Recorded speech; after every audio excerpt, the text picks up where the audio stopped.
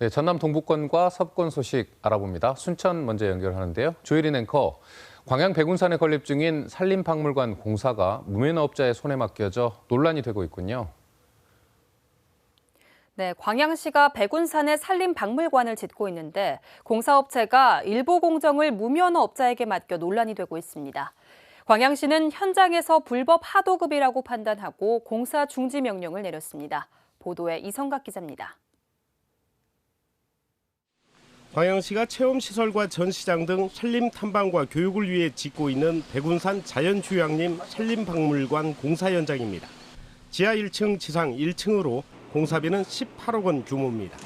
그런데 콘크리트 골조에 백운산을 상징하는 지붕 철물 구조물이 올라갔지만 공사는 20여일 넘게 중단된 상태입니다. 박물관 건축 공사를 맡은 건설업체가 철물 구조물 시공을 자격이 없는 업체에 맡겼기 때문입니다. 광양시는 불법 하도급이라는 판단 아래 지난달 말 일시 공사 중지를 명령했습니다. 전문건설업 등록을 하지 않은 업체가 불법 하도급을 받아 시공한 것으로 저희가 판단하는 공사 중지 명령을 내린 후에 보완 지시를 내렸습니다. 특히 철강 구조물의 경우 안전과 직결되는 만큼 원상 복구 후 재시공을 해야 한다는 게 광양시의 입장입니다. 이에 대해 건설업체는 철 구조물을 제작한 업체가 시공 과정을 지켜봤을 뿐 공사에 참여한 것은 아닌 만큼 무자격 시공이 아니라고 주장하고 있습니다. 공사가 중지되면서 내년 상반기에 문을 열 예정인 산림박물관 개관도 차질이 예상됩니다.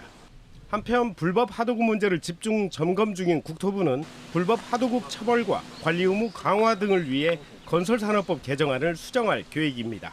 KBS 뉴스 이성각입니다. 여순 사건 당시 옥고를 치르고 재심에서 무죄를 선고받은 희생자 유족들이 법원에 형사보상금 재판을 서둘러 달라고 요청했습니다.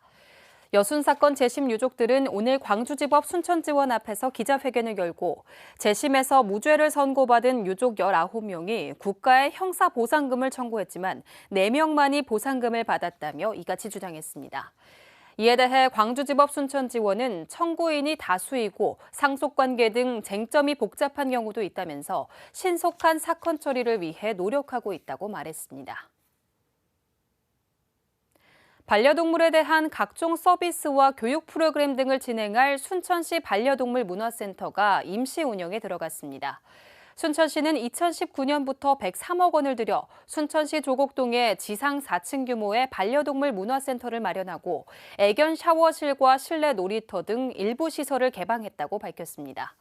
순천 반려동물 문화센터는 다음 달 말쯤 공식 개관할 예정입니다. 지금까지 순천에서 전해드렸습니다.